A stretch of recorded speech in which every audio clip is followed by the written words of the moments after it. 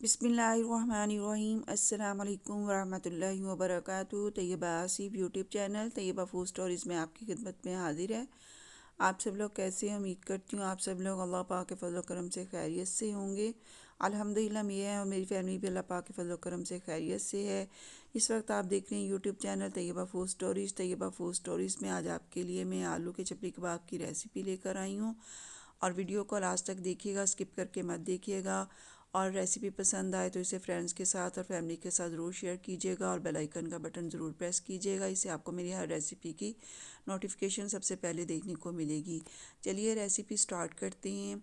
और यहाँ पर मैंने एक बाउल के अंदर सब्ज़ धनिया और 2 मीडियम साइज़ के अनियन और ये ग्रीन चिली है और ये ग्रीन अनियन है और जो है वो ग्रीन गार्लिक है और ये टोमेटो हैं और तकरीबन 3 मैंने टोमेटो बारीक बारीक चॉप किए थे और ये पोटैटोज़ हैं और ये पोटैटो मैंने तकरीबन 4 मीडियम साइज़ के लिए थे और मैंने इन्हें श्रेड कर लिया था और श्रेड करने के बाद मैंने इन्हें धो लिया था और धोने के बाद मैंने इसे बास्केट के अंदर डाल के रख दिया था ताकि इसके अंदर से पानी जो है वो सारा स्क्वीज़ हो जाए। और अब मैंने इसके अंदर शामिल किया है साल्ट और कोरिएंडर पाउडर, क्यूमिन पाउडर, ये मैंने इसके अंदर शामिल किया है और गरम मसाला। तो 1 टेबलस्पून ये सब चीज़ें मैंने इसके अंदर शामिल की हैं। और रेड चिली पाउडर 1 टेबलस्पून और टर्मरिक पाउडर 1 टेबलस्पून मैंने इसके अंदर शामिल किया है।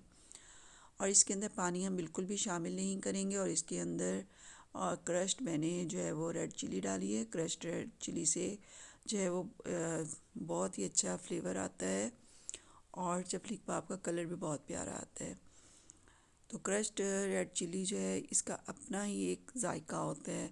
और इसके अंदर हम शामिल करेंगे बेसन और मैंने यहाँ बेसन शामिल किया है। इसके अंदर प्लेन फ्लावर और इसके अंदर कॉर्नफ्लावर ये बिल्कुल भी इसके अंदर शामिल नहीं होगा। आपको दिखाया जाता है प्लेन फ्लावर और कॉर्नफ्लावर।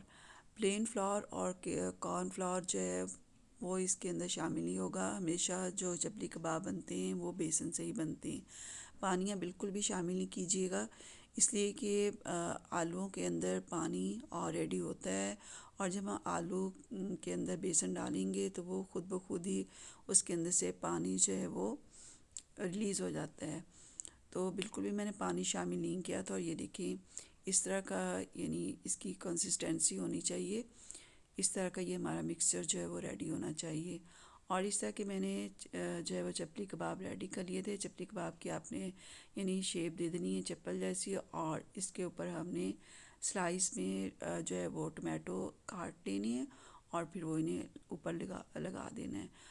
और मैंने ऑयल जो था प्रीहीट होने के लिए रख दिया था और जैसे ही मैंने कबाब बनाए और मैंने उनको इसके अंदर डाल दिए और बहुत ही मज़ेदार ये चपली कबाब रेडी होते हैं आलू के। और आप बिल्कुल मेरी रेसिपी को फॉलो कीजिए और इसी तरह आपने जो है वो ये कबाब बनाने। आप इसके अंदर अनारदाना भी शामिल कर सकते हैं। मैंने इसके अंदर नींबू का रस भी शामिल किया था। और मेरे हस्बैंड जब शोरूम से आए हैं तो उन्होंने जब ये आलू के चपली कबाब देखे तो वो तो बहुत ज़्यादा खुश हुए और वो बहुत शौक़ से खाते हैं और माशाल्लाह ज़्यादा उन्होंने ही खाए थे।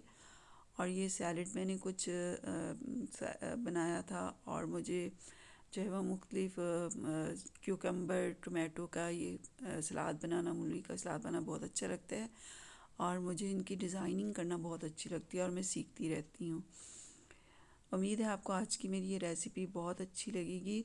और कॉर्नफ्लावर और प्लेन फ्लावर से सिर्फ ये क्रिस्पी नहीं बनते हैं, बेसन से भी ये मेरे जो कबाब बहुत क्रिस्पी बने थे।